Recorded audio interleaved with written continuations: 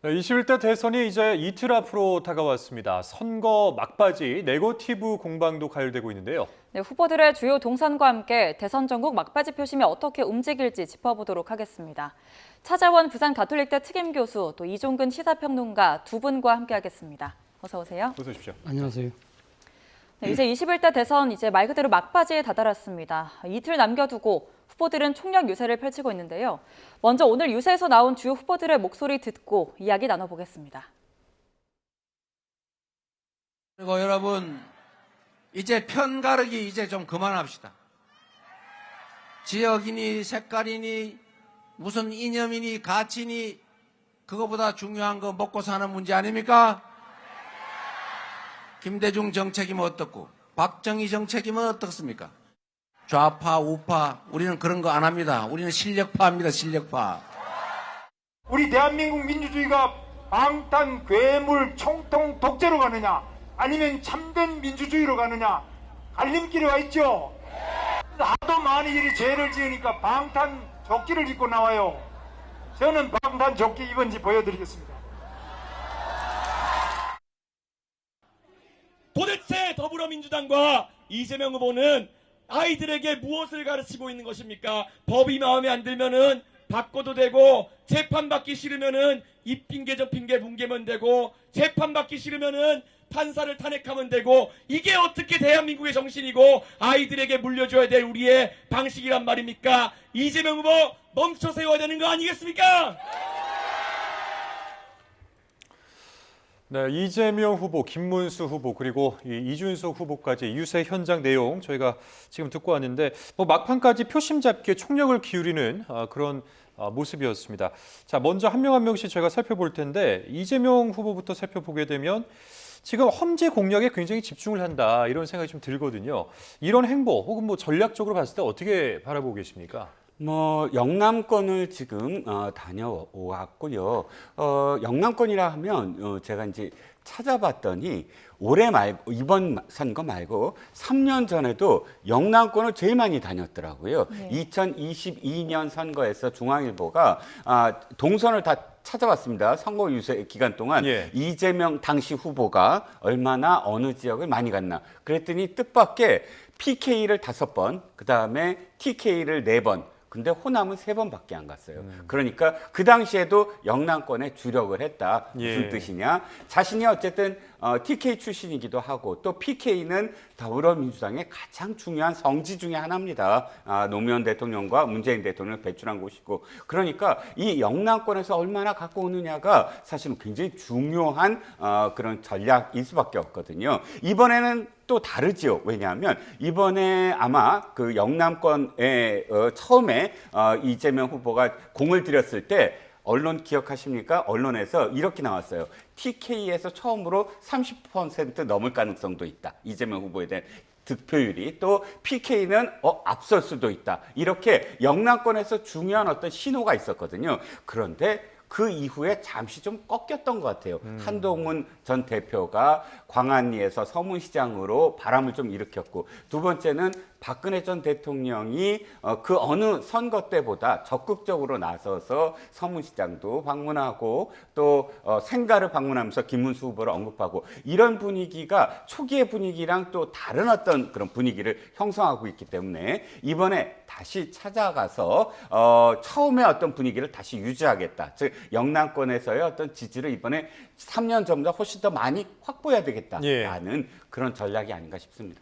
예, 말씀해 주신 것처럼 이제 그동안도 영남권을 좀 상대적으로 많이 방문을 했고 또 이제 그동안 이재명 후보가 경제랑 실력을 강조하면서 이른바 우클릭한다는 평가도 이제 나오기도 했는데요. 이런 행보들이 중도 보수 외연 확장에는 좀 효과가 있었다고 볼 수 있을까요? 일단 이제까지 나왔던 여론조사를 본다고 한다면 중도층에서 이재명 후보의 그 약진이 상당히 두드러지는 측면이 분명히 있는 것이거든요. 이번 그 여론조사 공표 금지 기간 이전까지 나왔던 이 지금 여론조사의 중도층의 표심을 대략 한번 살펴보면요. 이재명 후보가 최소 48%에서 최대 56% 정도의 지지율을 확보하고 있는 반면에 김문수 후보가 최소한 27%에서 최대 33%라고 한다면 두 후보의 격차가 대략 15에서 25% 정도 차이가 난다고 한다면 이재명 후보가 중도층에 상당한 소구력을 갖고 있다.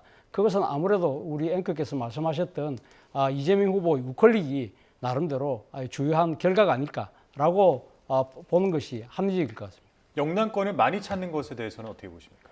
영남권에 많이 찾는 것은 아무래도 저는 뭐 지난 대선 때도 많이 갔다고 하지만 이번 같은 경우는 뭐 지금 경청 투어를 시작을 해서 특히 더 공을 들이는 모습이거든요. 예. 특히 오늘 부산 같은 경우에는 산업은행 이전과 관련된 민주당 내의 반대 목소리 때문에 상당히 그러니까 지금 이 득표 전략에도 차질이 있다는 생각 때문인지 몰라도 다른 국책은행을 세우겠다는 이야기까지 할 정도로 상당한 공을 들이고 있다. 사실 지난번 2022년 대선에서 0.73% 차이로 졌잖아요. 예. 그때 표 차이가 한 23만 표 정도 차이가 나거든요.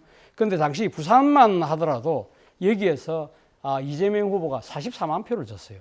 그렇다고 한다면 사실 이 지난번 대선 때에도 부산을 비롯한 이 영남 쪽에서 어느 정도 득표력만 뒷받침해줬다고 한다면 충분히 이길 수 있는 선거였다고 아마 본인은 생각할 가능성이 상당히 높아요.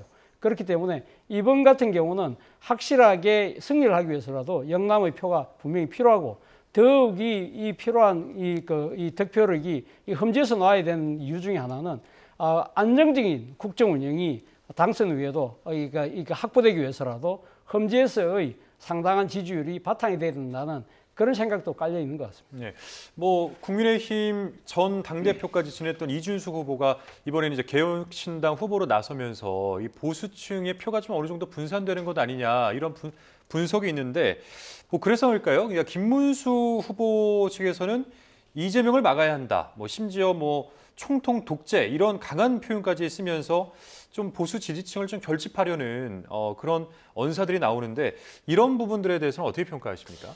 글쎄요, 총통이라는 표현이 쓰여진 건 한 중후반부부터였어요. 불통, 소통, 불통, 그 다음에 먹통, 그 다음에 총통. 이 통자로 해서 세 가지를 이제 척결해야 된다 이렇게 주장을 했습니다. 저는 보수 지지층만 노렸다고 생각하지 않아요. 이 총통 언급이 왜냐하면 총통 언급이 시작됐을 때 어떤 연대가 이루어졌냐면 새미래당 있지 않습니까? 새미래당과 이낙연 전 총리가 함께 연대를 하게 돼요. 그러니까 이재명 대표 반 이재명의 텐트를 치면서 총통이라는 표현을 쓰면서 우리 이재명 후보를 견제해야 된다. 이거를 기치로 내걸어서 사실 이낙연 후보로 끌어들인 측면이 있거든요. 그러니까 확장의 의미도 분명히 있을 수 있고 또 총통이라는 표현을 계속 언급한 건 지금 공표 금지, 여론조사 공표 금지 이후에 더 많이 언급을 계속하는데 그만큼 사실은 좀 절박하게 쫙 가고 있다라는 걸 보수 지지층에 호소하는 것도 있고 그래서 두 마리 토끼를 한꺼번에 잡는다. 지금 보수 지지층에 좀 더 결집을 바라면서도 연대를 통한 확장성 이 두 가지 의미를 다 담고 있지 않을까 싶습니다. 그런데 이제 그런 뭐랄까요 좀 강한 메시지가 사실 선거라는 것은 중도층도 포섭을 해야 되는 것인데 그런 측면에서 그러니까 이 중도층 확장 측면에서는 조금 더 이게 단점으로 작용하지는 않을까 이런 관측도 있어요. 그렇습니다. 그러니까 사실 김문수 후보가 투트랙 전략을 자꾸 쓰거든요. 투트랙 전략은 비대위원장을 김용태 의원으로 임명함으로써 자신의 어떤 다른 그러니까 후보 이준석 후보나 혹은 이재명 후보보다 조금 연령대가 높은 그런 자신의 어떤 단점을 극복을 하고 두 번째가 지금 앵커께서 말씀하셨듯이 자신이 지금 보수 지지층을 좀 결집시키는 역할 거기에 상대적으로 김용태 비대위원장이 후보는 아니지만 계속 그 확장성 있는 발언들 예를 들어서 윤석열 전 대통령과의 절연이라든지 또 계엄과 탄핵에 대한 입장을 좀 더 바꾼다든지 개혁의 이미지를 계속 줌으로써 두 가지 그런 어떤 투트랙 전략을 구사하면서 보완을 지금 하고 있는데 조금 아쉬운 건 결국은 어쨌든 후보가 책임지고 후보가 상품화가 돼야 되는 거거든요. 김용태 비대위원장이 그걸 맡겼다고 해서 자신의 어떤 그런 이미지가 확장성 이미지로 함께 갈 수 있다. 그건 좀 부족한 어떤 상황이 아닌가 싶습니다. 네, 교수님께서 어떻게 생각하시는지 궁금한데요. 이 김문수 후보의 이런 뭐랄까 총통이나 이런 삼통 척결 이런 관련된 발언들이 확장성 또는 보수표 결집에 좀 어떤 영향이 있을 거라고 보세요?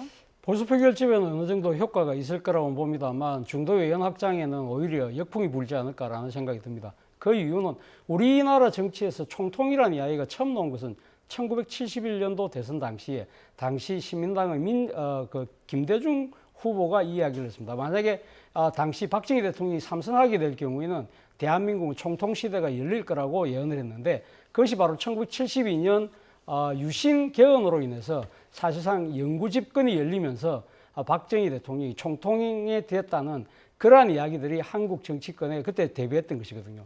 모르긴 몰라도 지금 국민의힘 쪽에서 이야기하는 이재명 후보가 당선될 총통이라는 부분은 박정희 대통령을 상징하기보다는 아무래도 지금 국회 입법권을 장악하고 있고 그 대통령 권력이라는 행정권을 장악하고 여기다 사법부 장악까지 노리고 있다고 하면 일종의 뭐랄까요, 그러니까 진짜 독재 아니냐. 그것이 소위 지금 박정희식 독재가 아니라 히틀러식 독재. 그러니까 이 지금 히틀러를 우리가 총통이라 불렀잖아요. 그리고 더 나아가서는 대만이 과거 국공내전에서 패하고 난 뒤에 대만으로 가서 40년 가까이 장기 비상계엄 체제를 유지했었거든요. 그러니까 장개석 같은 그런 아마 독재자들을 지금 내리에 올릴 것 같은데요. 그런 식으로 이재명 후보를 지금 포지셔닝하는 측면이 분명히 있습니다만 앞서 제가 이야기한 대로 한국 정치에 있어서 총통이라는 이야기는 바로 1972년 10월 17일 비상계엄 그리고 유신 개헌으로 인해서 등장했다. 그렇다고 한다면 상당수의 유권자들의 입장에서는 아마 지금 이재명 후보가 하는 것이 총통이라고 사실은 지난 12.3 비상계엄이 과거 유신 때 했던 그 비상계엄과 장기 집권을 노리던 그런 거하고 일치하는 거 아니야? 그렇다고 한다면 거기에 대한 반성부터 해야 되는 거 아니야?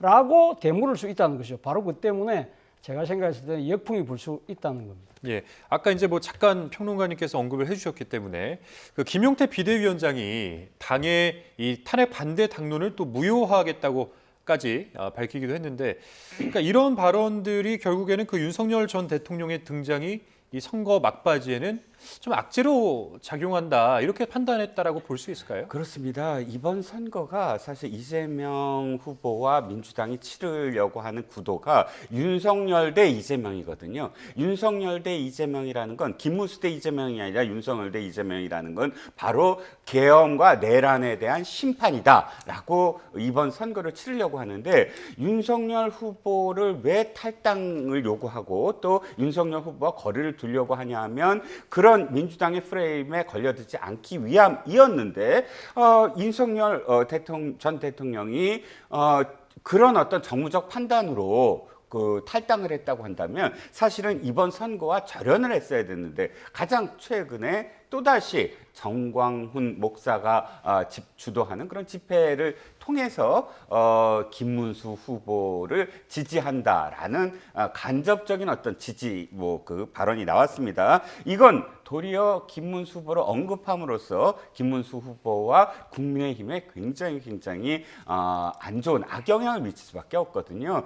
김용태 비대위원장이 그것을 희석시키기 위해서 탄핵과 관련된 보다 진전된 그런 지금 입장 표명을 했지만 좀 늦은 게 아닌가. 그리고 시기적으로도 늦고 두 번째는 차라리 윤석열 전 대통령을 제명하는 출당 조치시켰으면 이런 일이 없었을 텐데 이렇게 그리고 또 한 가지가 윤상현 의원을 뒤늦게 선대위원장으로 임명한 것. 윤상현 의원 아시다시피 이번 그런 그 계엄과 내란 사태에서 가장 윤 대통령의 입장을 옹호하고 윤 대통령이 무슨 계엄을 내란이냐라고 주장을 했던 그런 의원을 지금 선대위원장으로 함으로써 아무리 지금 김용태 비대위원장이 이렇게 표현한다고 하더라도 지금 누적된 어떤 그런 행보라든지 이미지가 윤 대통령과 절연하려는 정당이 아니다라고 비춰지는 게 좀 안타까운 거죠.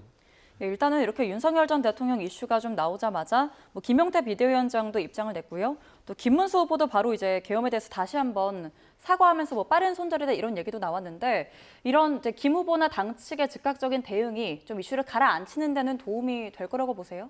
글쎄요, 뭐 지금 윤석열 전 대통령이 좀 시도 때도 없이 눈치도 없이 지금 계속적으로 등장하는 것 자체가 상당히 국민의힘과 김문수 후보에게는 상당히 부담스럽다는 것을 방향을 아마 이렇게 보여주고 있는 것 같은데요. 사실 뭐 지금 윤석열 전 대통령의 이러한 행보가 과연 김문수 후보를 위한 메시지일까? 그 부분에 대해서는 저는 좀 먼저 그거부터 고개에 좀 갸웃거려져요.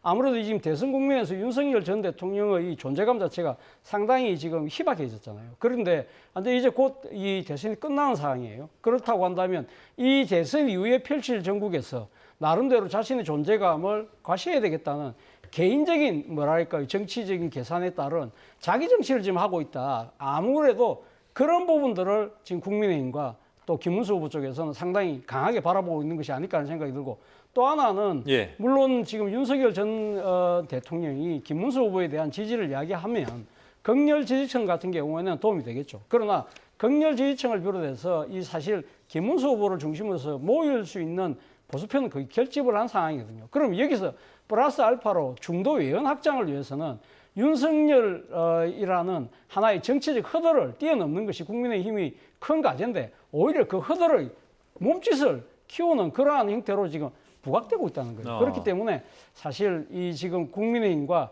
김문수 후보 입장에서는 상당히 곤혹스러운 입장일 수밖에 없다는 생각이 듭니다. 예. 자, 이제는 이제 그 이준석 후보에 대해서 한번 이야기를 해보겠는데 일단 단일화는 일단 이게 안 되는 겁니다. 지금으로서는 불가능한 것인데, 그러니까 이렇게 이제 이준석 후보가 결국 이제 완주를 결정한 배경에는 자신의 정치적 입지를 좀 더 확실히 하려는 전략으로 보이거든요. 그러니까 어떤 입지를 계속 굳혀나가겠다, 키워나가겠다 이런 어떤 의지로 보이는데 그렇게 해석을 해도 괜찮을까요?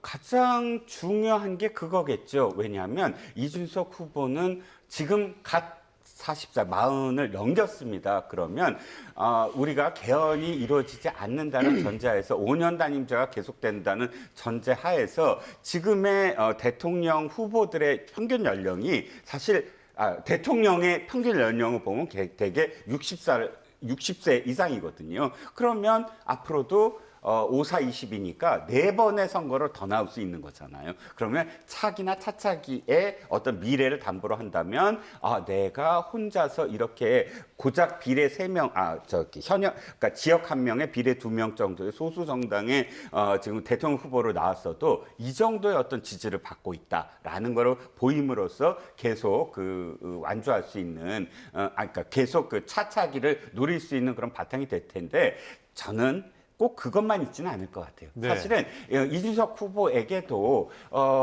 한 가지 생각이 뭐냐면 어차피 지금 자신은 보수 쪽 정계 개편에 뛰어들어야 된다라는 계산이 깔려 있다고 보거든요. 예. 오늘 발언 좀 전에 동영상도 보시다시피 원래 제3의 후보는 양당을 비판을 해요. 고르게 비판하고 또 양당제의 문제를 꼭 얘기합니다. 예를 들어서 옛날 정의당의 심상정 후보라든지 또 뭐 이런 자유선진당이라든지 이런 지역 기반 정당들은, 그런데 이준석 후보의 지금 행보로 보면 사실 윤석열 전 대통령은 비판을 해도 국민의힘을 비판하거나 양당제를 비판하지 않고 전적으로 이재명 후보를 집중적으로 공격을 하거든요. 이건 어떤 의미냐? 자기가 보수의 어떤 정계 개편에 주도를 하겠다. 그러면 한 가지 생각이 꼭 완주하려는 건 아닐 수도 있다. 즉, 그 단일화도 어느 정도는 생각을 했다. 왜냐하면 만약에 완주를 했을 때 지금 그 지지율에서 자신 때문에 이번에 보수 후보가 졌다라는 꼬리표가 계속 붙는다면 어떻게 됩니까? 나중에 보수의 정계 개편에서 그 꼬리표 때문에 주도권을 못 잡을 수도 있거든요. 그런데 지금 왜 이렇게 됐느냐? 두 가지. 단일화하는 건 어쨌든 조건이 왔다 갔다 해야 되는데 그 조건이 안 맞았거나, 두 번째는 나중에 또 말씀을 드리겠지만 설화로 인해서 도리어 외통수, 끝까지 완주로 밀려났다. 단일화할 수 없는 그런 어떤 상황이 돼버렸다. 그래서 두 가지 다 염두에 뒀는데 지금 단일화가 아니라 완주 쪽으로 갈 수밖에 없는 상황이다. 그럼 두 번째였다라면은 이준석 후보도 조금 의지는 있었을 것이다 이렇게 보시는 거잖아요. 저는 김재원 그 비서실장이 한 말이 전혀 근거 없이 얘기한 것 같지는 않아요. 그러니까 김재원 비서실장이 그 얘기를 했잖아요. 거의 막판인데도 불구하고 이준석 후보 측으로부터 연락이 왔다라고 얘기하고 또 한 가지가 이재명 후보가 계속 단일화할 거다. 얘기한 건 단순한 어떤 견제가 아니라 그런 흐름이 어느 정도는 있었기 때문에 그런 표현을 했다고 한다면 이 두 가지를 종합을 했을 때 충분히 어떤 그 뭐랄까 물밑 작업은 있었다. 그런데 그 물밑 작업에서 자신들이 끝까지 그걸 고집하지 못한 어떤 상황이 아니었을까라고 생각합니다. 근데 이게 좀 질문이 좀 계속 길어지는데 네. 지난번 윤석열 대통령과 이재명 그 당시 이제 후보가 붙었던 지난번 네네. 대선 때를 한번 생각을 해보면 이준석 후보는 계속해서 단일화를 반대했었어요. 그러니까 계속해서 안철수 후보와의 안철수 후보. 예. 그러니까 단일화에 대해서는 무조건 반대하는 입장이었던 것 같은데 네. 그 이준석 후보가 그렇기 때문에 이번에도 계속해서 일관되게 반대하는 것은 아닌가. 그러니까 단일화 자체를 좀 싫어하는 것은 아닌가 이런 생각이 좀 들더라고요. 글쎄요. 3년 전에는 7일 전까지 안철수 후보가 진짜 안 한다 그랬어요. 단일화 안 한다고. 근데 6일째 되는 날 전격적으로 이루어졌거든요. 그래서 저도 7일 그걸 이야기하면서 며칠 전까지는 이준석 후보가 가능하다. 아직은 시간이 있다 그랬는데 지금 물리적으로 시간도 없고 그때 당시에 단일화 직전까지 안철수 후보가 이야기했던 톤은 지금 이준석 후보가 이야기하는 톤과 별다르지 않았어요. 다르지 않습니까? 별다르지 않았어요. 그때도 돌아보면 보수 진영이 완전히 단일화 끝났다 하고 자강론 윤석열 후보가 혼자 나갈 수밖에 없다라고 다들 여기던 시점이 바로 7일 전이었거든요. 그래서 지금 이준석 후보의 이런 단일화 안 한다라는 그런 계속 이야기가 중간에 저는 도리어 단일화를 물밑 작업으로 어느 정도 하고 있기 때문에 더 부인하는 게 아닌가라는 생각까지 들었습니다. 일단은 단일화가 당장은 어려울 것으로 보이는 상황인 거고요. 일단 이준석 후보 유세 내용으로 좀 돌아가 보면 아까 말씀해 주신 것처럼 뭔가 이재명 후보에 대한 공격이 유독 이제 두드러지는 유세 내용이었는데 이 부분은 어떻게 들으셨나요? 사실 이번 선거에 임하면서 이준석 후보가 이야기했던 이 대선 구도 자체가요. 이재명 후보 대 이준석의 싸움이라고 찔감되게 이야기를 해왔거든요. 예. 그렇기 때문에 본인 입장에서는 지금 이 상황에서 국민의힘 김문수 후보를 공격할 이유가 별로 없는 것이죠. 자신의 모든 것은 어떻게 보면 자신은 지금 이번 끝까지 완주를 하는 경우에 있어서 상당한 득표력을 지금 보여줘야 되는 절박한 상황이거든요. 그런데 지금 국민의힘에서는 단일화가 사실상 물 건너가고 난 뒤에 뭐라고 해야 합니까? 투표로서 단일화를 이야기해야 되겠다면서 놓은 이야기가 준찍명이잖아요. 이준석 찍으면 이재명 된다는 그런 식의 논리로 자신에 대한 투표 자체를 사표로 만들려고 하는 그런 지금 공작을 하고 있기 때문에 그런데 문제는 이 지금 그 코끼리를 언급하면 코끼리가 계속 보이듯이 그러니까 그런 부분들을 아예 지금 언급을 하지 않고 무시를 하면서 끝까지 자기는 이번 선거를 이재명 후보와 1대1 구도로 간다. 그리고 또 하나는 사실은 앞서 지금 3년 전의 상황을 말씀들을 하셨는데 지금 이준석 후보 입장에서는요. 당시 이 안철수 후보하고 또 다른 조건이 있다는 거예요. 그건 뭐냐? 사실은 지금 단일화의 대상이 되는 세력이 바로 12.3 비상계엄을 했던 그 정파라는 거예요. 그러니까 쉽게 말하면 태생적 원죄를 갖고 있는 정파와의 단일화가 이것이 그러니까 이번 선거에서 자칫 어느 정도 자신에게 유리한 결과를 갖고 온다 할지라도 앞으로 창창하게 남아있는 자신의 정치 인생을 완전히 매몰시킬 수 있는 그런 정치적인 엄청난 잘못된 선택을 할 수 있다. 그런 생각을 할 가능성이 하고 있다는 거죠. 그래서 계속적으로 이야기하는 것이 나는 계엄 세력과는 단일화하지 않는다는 이야기를 계속적으로 해왔던 것이기 때문에 그런 정치적 명분을 이제까지 설파해왔던 정치적 명분을 본인 스스로가 돌파하기에도 그 이상을 그러니까 뛰어넘는 정식 명분은 지금 찾기가 어려운 상황이다. 그렇기 때문에 단일화는 물 건너갔고 끝까지 완주해서 자기 스스로의 소위 말하는 이준석식 자강론을 보여야 할 때다는 생각이 듭니다. 예. 그런 가운데 무소속 황교안 후보가 전격 사퇴를 하고 김문수 후보 지지를 선언했는데 이거는 이제 김문수 후보 입장에서는 득이 될까요? 실이 될까요?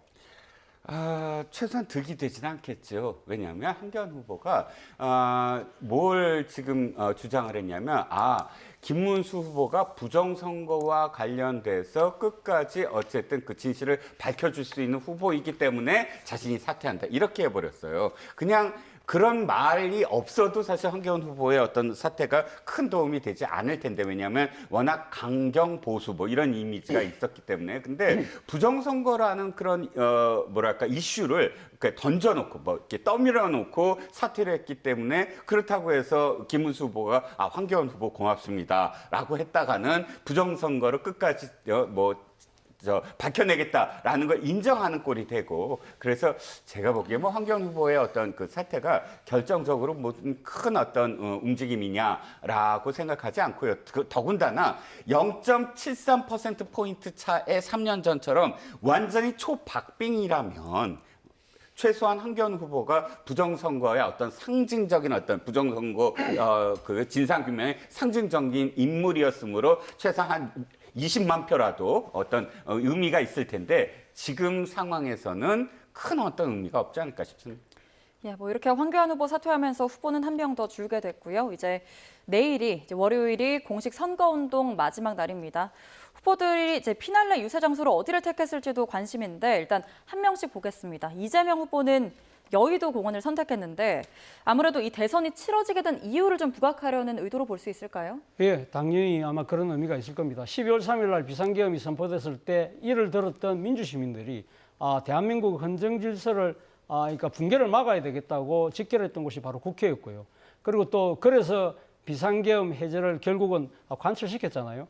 그 이후에 당시 비상계엄을 했던 윤석열 당시 대통령을 탄핵하기 위한 시도가 국회 첫 번째는 실패했잖아요. 바로 또 그 다음 한 주 뒤에 탄핵 국면에서는 거의 여의도를 꽉 메울 정도로 상당한 그러니까 참여, 시민들의 민주의식을 보여줬다는 것이고, 이기 때문에 사실 이 민주당의 입장에서는 빛의 혁명이 어떻게 보면 완성해야 될 곳은 여의도라는 생각을 아마 할 수밖에 없을 거라는 의미에서도 내일 여기서 마지막 유세를 갖는 것이 아닐까라는 생각이 듭니다. 김문수 후보 같은 경우에는 서울시청 앞 광장에서 마지막 유세가 예정되는데, 평론가 이거는 뭐 어떻게 생각을 해야 됩니까? 자, 모든 마지막 유세는 광장입니다. 왜 광장이냐면 마지막 유세는 그야말로 사람들을 많이 운집시키고 마지막 얘기를 하면서 그게 사진으로 돼야 되거든요. 그러면 지금 이재명 후보가 여의도 광장을 택했다면, 여의도 공원이고요. 뭐 광장이라는 어떤 의미를 붙인다면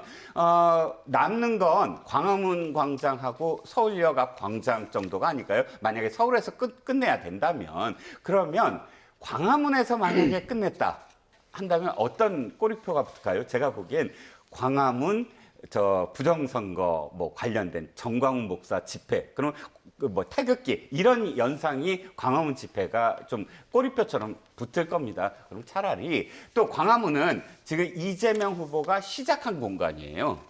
이 선거 유세를. 그러니까 그 두 가지를 피하고자 한다면 서울역 광장을 뭐 하면 어떠냐라는 생각을 했을 테고요.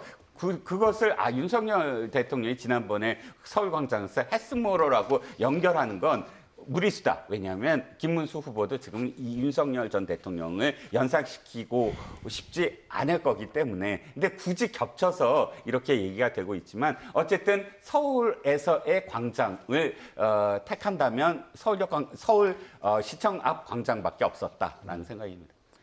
예, 이제 유세도 지켜보도록 하고요. 일단 이제 대선이 이틀만 남은 상황에서 이제 선거 막바지인데 댓글 조작 의혹 관련해서 공방이 벌어지고 있습니다. 이제 민주당은 국민의힘과 연관성 의심하고 있고, 국민의힘은 공작이라면서 정면 반박을 했는데요. 먼저 양당 목소리 들어보겠습니다. 이승만, 박정희 전 대통령의 성을 딴 운영단체 리박 스쿨이 김문수 후보 또 국민의힘과 한 몸이라는 정황이 고구마 줄기 올라오듯 줄줄이 드러나고 있습니다. 불법으로 선거 결과를 조작하려는 이번 사건을 우리는 선거 부정, 댓글 내란 사건이라고 부릅니다. 늘봄 학교 대폭 확대를 공약으로 내놓기까지 했습니다. 공작의 판을 더 키워보겠다는 심산이라고 보여집니다. 음습한 민주당의 대선 공작의 냄새가 풀풀 풍겨나고 있습니다. 김문수 후보나 저희 캠프와는 아무런 관련이 없습니다. 국민의힘과도 아무런 관련이 없습니다. 지난 대선에서 여론조사 공표 금지 기간 전에 10% 이상 차이 나던 결과가 0.7%로 좁혀진 데에는 김만배 신앙님의 대선 공작이 저는 큰 영향을 미쳤다고 생각합니다. 네, 리박스쿨 얘기가 나오면서 이제 리박스쿨이 윤석열 정부 중점 사업이었던 늘봄학교에 이제 프로그램 제공하기도 했다고 하는데요. 뭐 이런 것들을 근거로 민주당이 정권 차옥의 기획이다라고 이제 비판을 하고 있는데 이 부분은 어떻게 보세요? 자, 이 의혹이 지금 제가 보기엔 한 3가지예요. 한번 정리를 해주시죠. 3가지가 예. 다 지금 혼재돼 있거든요. 예. 자, 역사교육단체라는 곳인데 지금 첫 번째 문제는 선거이기 때문에 이곳에서 그러니까 댓글 조작팀을 모집을 해서 댓글 조작을 하고 있었다. 그 댓글 조작의 상대는 김문수 후보를 띄우고 이재명 후보를 깎아내리는 댓글 조작을 한다가 하나 있습니다. 두 번째는 뭐냐면 지금 말씀하셨던 것, 늘봄 사업이라는 건 윤석열 대통령 정부에서 굉장히 이 돌봄 학교, 방과 후 학교 이 두 가지를 합쳐서 역점 교육 사업으로 한 건데 지금 이 리박스쿨이 일부 프로그램을 제공을 했다는 겁니다. 이 늘봄 학교에. 예. 그리고 세 번째가 그러니까 여러 가지 어떤 시민 단체를 통해서 이 교육 단체를 통해서 아이들에게 편향된 교육을 시켰다. 즉 뭐 청소년 프로그램이라든지 또는 뭐 초등학생들에게 이승만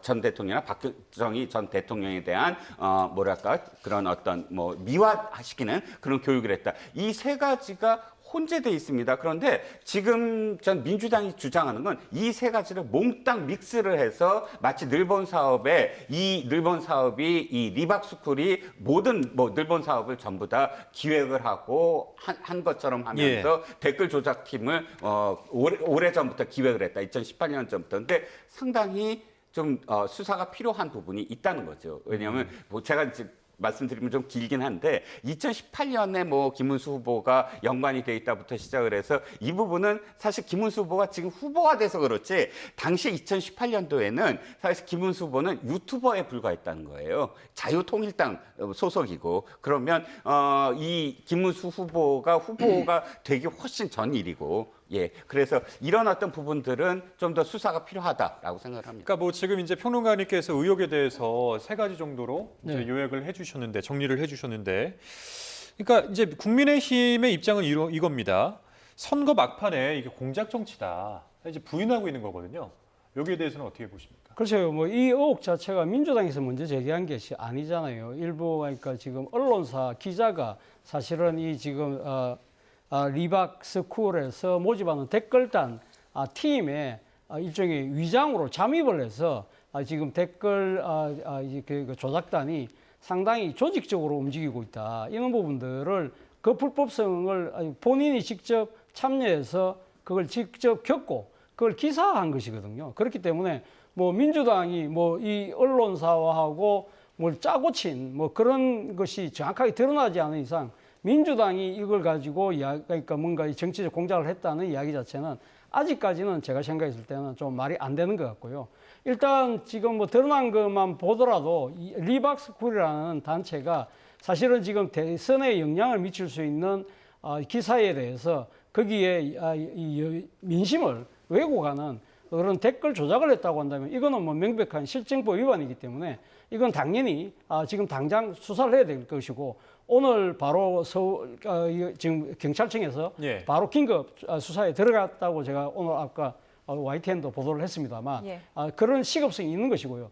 나머지 지금 리박스쿨이 늘봄학교에 뭐랄까 이 강사들을 상당히 자신들의 이 회원들을 무작위로 그러니까 취업시키고 그리고 또 늘봄학교 이 프로그램에 이 극우 역사관을 가진 그런 프로그램을 접목을 시켜서 청소년들에게 상당히 나쁜 이 방향으로의 역사관을 그러니까 세뇌시켰다. 이런 부분들이기 때문에 이런 부분들은 향후 좀 더 조사를 통해서 밝혀져야 될 대목이라는 생각이 듭니다. 네, 일단 이 이슈에 대해서 경찰이 수사에 착수한 상황인데요. 이 의혹이 선거 막바지 표심에는 뭐 어떤 영향이 있을 것으로 전망해 볼 수 있을까요? 글쎄요, 의도한 것은 분명해 보입니다. 왜냐하면 이것을 지금 보도한 매체가 뉴스타파입니다. 뉴스타파가 3년 전에 바로 오늘, 그러니까 투표일 사흘 전에 무엇을 했느냐를 보면 이게 얼마나 의혹이 있는지, 왜냐하면 의도가 있는지에 대한 의혹도 있다는 거예요. 예. 사흘 전에 바로 뭘 했느냐, 당시에 부산저축은행과 관련돼서 대장동의 몸통이 마치 윤석열 검사인 것처럼 신앙린 김만배 씨가 조작한 6개월 전에 조작한 인터뷰를 바로 사흘 전에 보도를 했어요. 사흘 전에 보도한 이유는 뭡니까? 보도하자마자 사실 거기에 반박하는 그런 그 취재나 이런 것들을 차단해 버리는 거예요. 사흘 동안 의혹 있다, 그리고 경찰 수사에 들어갔다로 끝나버립니다. 그다음 투표잖아요. 예. 그러니까 지금 잠입 취재를 했다고 그랬는데 잠입 취재 이미 오래전에 끝났어요. 근데 그것을 바로 보도하지 않고 지금 오늘 시점, 그러니까 사흘 전 시점에서 이렇게 의혹만 부풀리고 끝나버린다라는 겁니다. 지금 말씀하셨던 부분들 중에 일단 지금 대통령 두 사람을 미화시키는 프로그램을 늘봄없게 제공했다라는 식으로 이해될 수 있지만 실제로 제공한 프로그램은 두근두근 신나는 실험 과학 프로그램이었고 오감으로 느끼는 그림책, 미술 프로그램이었어요. 그 늘봄없게 제공한 프로그램 자체는 예술적인 어떤 부분이었거든요. 근데 제가 아까 얘기했듯이 이 세 가지가 믹스되면서 모든 것들이 전부 다 내란이다. 이렇게 지금 가고 있습니다. 이런 게 내란이면, 아니, 드루킹 사건은 내란 아닙니까? 그럼 여론 조작을 했는데, 그러니까 지금 저도 의혹이 전혀 없다라고 단언하는 거 아닙니다. 수사도 해야 되고 하지만 이 폭로한 시점, 그러니까 민주당이 관여이 있냐 없느냐는 나중 문제고, 이게 지금 3년 전에 똑같은 상황으로 읽힐 수 있다는 겁니다. 예. 그러니까 이 선거일이 코앞으로 다가오면서 이 발생한 이 의혹에 대해서 뭔가 이 이목이 계속해서 이제 집중되고 있는 상황인데, 이제 자정이면은 공식 선거운동도 종료가 되지 않습니까? 이제 선거 결과만 기다리는 일만 남게 되는 건데, 자, 그럼에도 뭔가 이 판세를 흔들 수 있는 최종 변수가 있다면 뭐가 있을까요? 일단 이제 언론들이 지금 보도를 하는 거 보면 지난 깜깜이 기간 중에 터져 나왔던 소위 그러니까 설화, 그러니까 유시민 이 지금 작가의 그 말, 그리고 또 지난 3차 토론에 나왔던 이준석 후보의 지금 여성 혐오에 가까운 그런 그러니까 이 말, 예. 그리고 또 하나는 오늘 지금 우리가 이야기하고 있는 이 네거티브의 영향, 그리고 또 하나는 최종 투표율이라고 합니다만, 저는 이 세 가지 지금 변수를 우리 언론 차원에서는 다 이야기는 할 수 있습니다만, 그러나 이제까지 지금 진행되어 왔던 우리 과거 이 선례를 보면요, 깜깜이 이전에 1등했던 후보가요 단 한 번도 선두를 빼앗긴 적이 없다. 그리고 이번 같은 경우는 지금 깜깜이 들어가기 전에 상당한 지금 격차를 내고 있다고 한다면, 막판에 여러 가지 변수가 있다고 하더라도 예. 이 흐름을 바꾸기는 쉽지 않을 것이라는 생각이 듭니다. 알겠습니다. 네, 대선을 앞둔 마지막 휴일 전국 상황 짚어봤습니다. 차자원 부산 가톨릭대 특임 교수 또 이종근 시사평론가와 함께했습니다. 고맙습니다. 고맙습니다.